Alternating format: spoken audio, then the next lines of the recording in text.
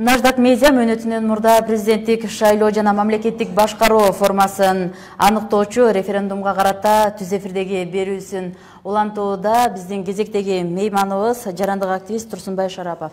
Саламатсызбы? Кутмандуу күнүңүз менен биздин студияга кош келипсиз. Майрамдык маанайларыңыз кандай? Бүгүнкү күндө майрам деп койсок болот да. Негизинен шайлоо баягы сиз айткандай майрам болуш керек эле. Мен ойлойм, жалпы эле элдер ушундай күтүп аткан болуш керек эле, ушундай майрам болот деп. Эмнегедир көчөнүн баары тынч. Бизде мына 30 жылдан бери шайлоолор болуп атат, бирок жыйынтыгы болбогондуктан мен ойлойм бул элдин мындай көңүлү калып калган окшойт. Бизди элди азыркы мындай талапкерлер деп айтабызбы, же ушул саясатчылар дейбизби, мындай элди аябагандай мындай бир башка багытка буруп алды окшойт да. Ошон үчүн бүгүнкү көргөзгүч мына бул далил болуп атат да. Себеби мына кечеки өткөн октябрдагы шайлоо аябагандай элдин кызыгуусу аябай ушундай болгон.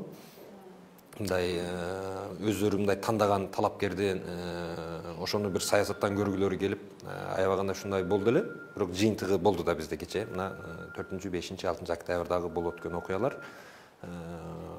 Ошону менен эле мынакей азыркы шайлоодо эми бул кыш айрыкча бизде жана форма 2 дегенди алып салды. Негизгиси айрыкча мына жаштарга көргөзүлгөн жол, мен ойлойм мына улуу муңдагы саясатчылар алып келген жол мында ушундай болду да. Азыркы эң чоң нерсе мына бүгүнкү шайлоонун жыйынтыгы менен биз кийинки муңга эмнени көргөзөбүз? Шайлоонун бир башкачараак бир механизм, башкачараак бир технологияларын биз ойлонбосок, значит бизде ушундай көргөзгүч боло берген болсо, билбейм биз дальше кандай жол менен кандай багытка барабыз. Бул аябай бүдөмүк да, аябай коркунучтуу. Себеби мына өзү эле көрүнүп калбадыбы бүгүн. Мына азыр аз гана убакыт калды. Мына ушул убакытка чейин алынган азыр мына 3,5 миллион ашык бизде шайлоочу болгон болсо, азыр мына 600 миң мына 1 саат мурунку жыйынтык боюнча 661 миң шайлоочу катышыптыр. Да 3 сааттын ичинде канча шайлоочу, манчалык шайлоочу келеби, келбейби? Ошон үчүн негизинен жалпы шайлоочу кыргыз эли болгондон кийин эл шайлоодон тажады. Муну биз моюнга алышыбыз керек. Эл шайлоодон тажады. Себеби элдин ойлогон баягы ою ишке ашпагандан кийин баягы ошол ойлоп ушул адам ишке ашырат деген максатта барып шайлоого катышат. Бирок жыйынтыгын көрүп атабыз да. Ал эми шайлоо катыштым деп атасыз. Программасына карадыңызбы же өзүнө карадыңызбы? Айрым учурда негизи айтылып келет эмеспи? Шайлоочулардын кетирген катасы болбосо программасына көңүл бөлбөстөн, өзүнө көңүл буруп, жердешчилик деген нерседен улам жаңылып келебиз депчи. Ушундай көрүнүштөр болгон, жердешчилик, баягы эле түндүк, түштүк, анан район, область ушундай бөлүнүп келген жыйынтыктар болгон. Бирок бизде мына акыркы 2017 жылкы шайлоо, андан кийинки мына кечеки шайлоо, мен ойлойм азыр мында ушундай түндүк, түштүк деген маселеге бул аябагандай мындай чоң чекит коюлду. Себепкерлер азыр 17 талапкер катышып атат. 17 талапкер мына алар өздөрүнүн эле областы, өздөрүнүн эле айылы менен сүйлөшкөн жок да. Кыргыз эли менен сүйлөшүп, жалпы Кыргызстанды кыдырышты. Эми көрүп аттык го, баарыбыз азыр эми техника ушунчалык өнүгүп аткан заман, көрүп атпайбызбы барган жерде кандай элдер күтүп алып атат. Ал сен түндүктүн баласысың, биз сага барбайбыз деп эч ким барбай койгон жок. Сен түштүктүн баласысың, биз түндүктүктөр барбайбыз деп алар келбей койгон жок. Мен ойлойм биз эми Кыргызстан бул көп улуттуу 80 ашык улут жашаган биз мыйзамдуу өлкөбүз. Бизде мындай мыйзамдан чыкпашыбыз керек да. Эл бул элдин эмеси менен ойногон болбойт. Эл мына ушинтип эле наказать этип коет да. Бул элдин азыркы мындай буга чейин элди кандай жол менен алдап келген болсо, мына элдин бул бере турган жооп ушул болчу да. Мынакей мамлекеттик башкаруу формасындагы тандоо болуп жатат. Анан экөөнүн айырмачылыгы эмнеде? Сиз көбүнчө кайсыны колдойт элеңиз? Бизде парламенттик башкаруу туура бизде 10 жыл Кыргызстаныбызда доор сүрдү. Бирок толук кандуу доор сүрө алган жок. Эгерде биз парламенттик толук колдонгон болсок, мен ойлойм ушу парламенттик башкаруу менен кийинки муунду саясатка тартуу, кийинки муунга өткөрүү бергенге биздин мына бул 30 жылдан бери келе жаткан саясатчыларга бул жеңил болмок. Бизде парламенттик башкаруу, себеби бизде 10 жыл болду, бирок бизде баягы эле ушундай башкаруу, баягы эле бир кошоматчы, биздин Кыргызстанда ошол эки нерсе бар да, эң чоң коркунуч. Кайдыгерлер менен анан ушундай кошоматчылар. Мына бизде ушул эки эле нерсени биз мындай такыр чыгара албай койдук да. Баягы эле бул команда кетет, бул команда келет. Бул команда келет, булар ушунчалык мындай көнгөн, мына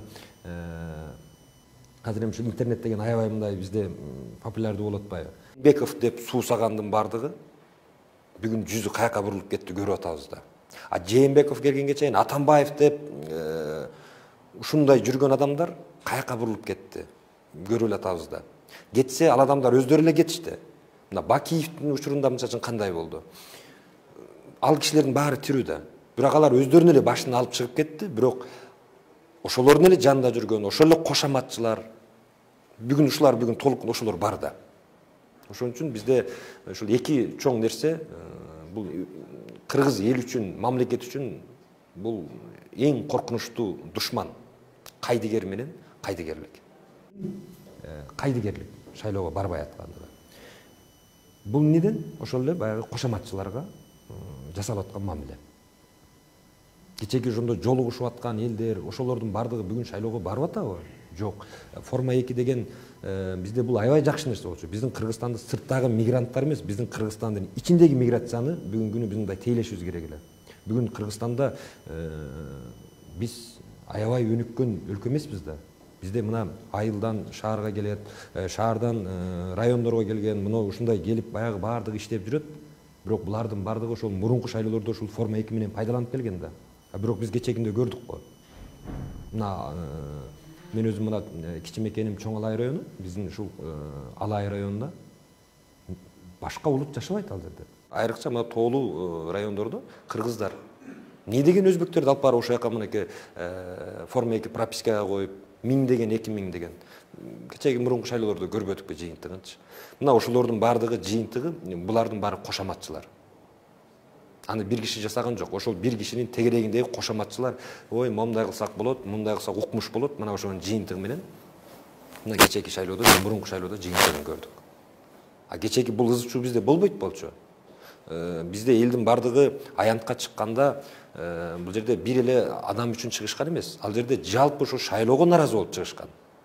Шайлоонун жыйынтыгы жокко чыксын деп чыгышкан. Себеби мурунку шайлоодо мен өзүм дагы бүтүн Кыргызстан партиядан талапкер болчумун.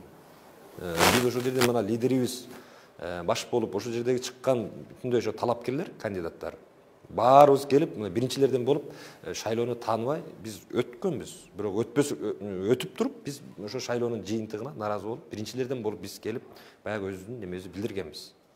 Анан ал жерде бир эле партия же бир эле бир команда же бир эле топ келип ушундай жасады деген бул туура эмес.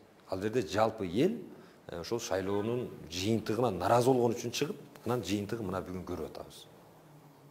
Ошон үчүн бул айтып атпайбы, бизде ошол эки нерсе.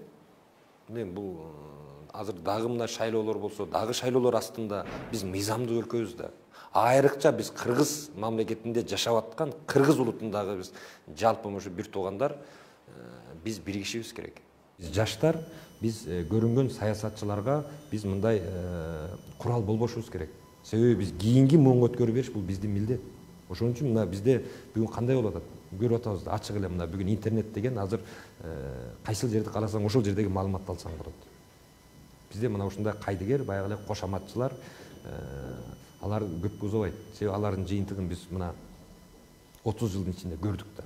Мына биздин экис ажоолор дейбизби, же качып кеткен ажоолор дейбизби? Эми аларга Кудай өмүр берсин, бирок алардын баары тирүү да. Алардын баардыгы турат. Анан бизде дагы эле болбой эле жулунуп атабыз, дагы эле болбой эле жулунуп атышат. Мен болсом кыйратып салам, мен болсом мынтип салам.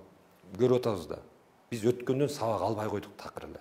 Такыр өткөн нерседен биз сабак албаган, айрыкча мына эми башка биз 80 ашык улут бар деп айтып атпайбызбы? Башка улуттагылар деле өзүнүн тилинде сүйлөшүп атат да. Алар эле биздин мамлекеттин жок болуп кетишин каалабайт алар. Алар мына бир өнүгүп бир аябай ушундай бир өнүккөн өлкөнү алар деле каалайт да. Алардын деле мекени, алардын деле мамлекети. Анан биз айрыкча мындай бир артык кылабыз эле, тыртык кылып эле мына жыйынтыгын көрүп атпайбызбы?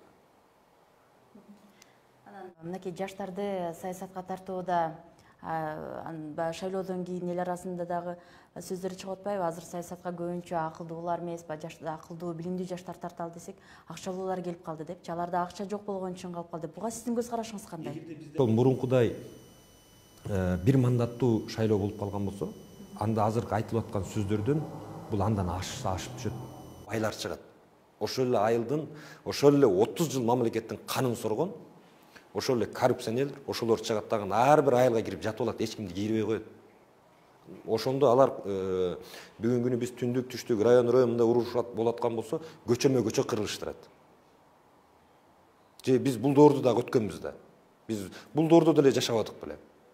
Мына ошол эле саясатчылар же булар картайбай койбоду, же такыр кетип калбайт. Бир ушул эле адамдар жасаган да ушунун баарын. Анан кайра мына парламенттик деди. Эми чынында мен ойлойм, мисалы парламенттик болгондо мына ушундай нерселерге көп нерсеге мындай чекит коюлат экен. Бул жерде баягы бул жана бир мандаттуу болсо, бир айылдын, бир райондун тыңы чыгып туруп эле бүт ал башкага жол бербейт. Кайрадан жаштар биз алардай болуп уурулук кылып, биз алардай болуп акча топтоп, биз алардай болуп кадыр бар топтоп, ант кичекти биз алардын жашына жетип барышыбыз мүмкүн. Жаштарга бул жерде мен ойлойм мындай жакшы болбойт мунун жыйынтыгы. Ошон үчүн мен өзүмдүн жеке оюм бизде ушу парламенттик башкаруу эле бизге туура экен. Айрыкча жаштар үчүн. Биздин ошол жаштарды дагы бурмалап үйүп салып атпайбы? Жаштарды дагы ушу жана сиз айткандай келсе акча сурайт, мынтет. И жаштар өзү дагы мындай башыбыз бириге албай атат. Эгерде биригип жаштардын бардыгы мына кечекинде чыгышты го. Чоң казат. Аябай жакшы нерсе менен мындай элге берди. Эл ошол жанагы кое турган күрөөгө чейин 5 миллион сомго чейин акчасын топтоп беришти. Ошол эле реформа, жалаң жаштар бирикти. Эл акчасын топтоп шайлап берди. Мына Ыйман Нуру деген жалаң жаштар жакшы эле келишет. Жаштар ушинтип аралашат. Анан баягы эле ушул 30 жылдын ичинде келе жаткан саясатчылар ушулар эле мындай аны көргүсү келбей, баягы ошолордун мындай маанайга карап эле мамиле жасашыбыз керек да жаштар. Жок, биз жаштар азыркыда мен ойлойм мындай биригиш керек. Жаштар мына 30 жылда биз эмне болдук? Биз эгемендүүлүктү алгандагы 30 жаштагы, азыр мен мына 35 жаштамын. Менин курагымдагы киши азыр бүгүнкү күнү 65-70ке чыкты. Бирок эч нерсе өзгөргөн жок да. Ошолордун тандоосу, ошолордун каалоосу менен мына ошолор аталарыбыз деле бүгүнкү күнү мына күч көрүп отурат. Ар деле мына бир мамлекетибиз бир өнүгүп кетсе экен. Мына биздин Кыргызстандан сыртта жүргөн канчалаган адамдар жыргагандан кеткен жок булардын бардыгы. Айылдан чыгат, өзүнүн керек болсо ошол областынын центрин көрбөй, керек болсо өзүнүн Кыргызстандын борбору Бишкекти көрбөй ошол жерден түз самолет колтуруп туруп, мынакей Кыргызстандан сыртка чыгып кетип атат да. Мунун бардыгы бул бир киши, 10 киши эмес, миллиондон ашып кетти деп атат. Мунун бардыгы Кыргызстандын жараны. Мен ойлойм, булар деле мындай жакшы көрүнүш. Ал жака барып, бир топ тажрыйба алмашып, мен ойлойм, баягы туулган жердин топурагы алтын. Биздин Кыргызстандын ичиндеги бүгүнкү аксакал саясатчылар могу нерседен сабак алышы керек. Эртең эгерде алар мына биз азыр мына пандемия деп кандай болуп атат? Бүт мамлекеттерде азыр мынакей кризис болуп атат. Эртең алар мамлекетке келе турган болсо, мен ойлойм, жаштардын арасында өтө билимдүү, чыныгы мекен үчүн күйгөн патриот жаштардын бардыгы көпчүлүгү сыртта жүрөт. Булардын баары мен ойлойм, Кудайым буйрса Кыргызстандын келечеги кең, жакшы болот. Негизгиси бизге ынтымак, айрыкча жаштар курал болбой, биз бир болуп бириксек, мен ойлойм, элдин деле азыр үмүтү ушундай эле болуп калды. Эми бир кишинин атын атаганда бул кылды дегенде азыр биз уже күнөөлөй турган адамдар азыр аябай көбөйүп кетти да. Аябай көбөйүп кетти. Мына эки ажообуз сыртта жүрөт, бир ажообуз мынакей камакта жатат. Ал деле турат азыр, мисалы Жээнбеков эртең ал кандай болот? Ошон үчүн бул жерден баягы бирөөнү күнөөлөгөндөн мурда ал өттү, кетти. Бул биз азыр муну Кудайым буйрса ошо келечекке жаштар бир болуп, биригип, эч кимге курал болбой, бир башка бир мамлекеттин, башка бир немелердин саясатын колдобой, чыныгы Кыргыздын, чыныгы биздин ата бабаларыбыз кантип бизге илгери кылыч менен эле бизге ушул доорду калтырып кеткен ал кишилер. Телефону жок эле, интернети жок эле, автоматы жок эле, эч кандай эч нерсеси жок эле бизге ушул доорду ата бабабыз калтырып кетти да. Биз кийинки муңга калтырыш бул биздин милдет. Бүгүнкү күнү бизде азыр кандай болуп атат? Мында көрүп атабыз да баарын. Азыр жашырган эч нерсе жок. Десек буюрса жакшы болот. Өткөн кеткен күндөрдө кайрылып деле бир чети кереги жок. Эми баягы өткөн кеткен күндөр тарых, ал тарыхта калат, бирок баягы амалдын баары ниетке жараша болот дейт. Баардыгы буюрса жакшы болот десек, өнүккөн өлкөлөрдүн катарына кирип, биз дагы Кыргызстан деп, алдыңкы өлкөлөрдөн болобуз деген үмүт үзбөйлү. Сизге ыраазычылык билгизебиз келип бергениңизге. Жакшы мына жаңы ачылып, жакшы элге маанай тартуулап, жаңы ачылып атат деп бияка айтып калды. Ийгилик каалайм. Жалпы ушул жердеги жамаат сиздерге ишиңиздер ийгиликтүү болсун. Чыныгы жаштардын башын бириктирген, чыныгы кыргыз эли, кыргыз мамлекети үчүн кызмат кылган жакшы ушундай бир көрсөтүүлөр болсун сиздерде. Ийгилик каалайм сиздерге. Бир рет ыраазычылык билгизебиз. Ардактуу теле көрүүчүлөр, бизден алыстабаңыздар. Бизде дагы да болсо түз эфирлер, меймандар орун алып турмакчы.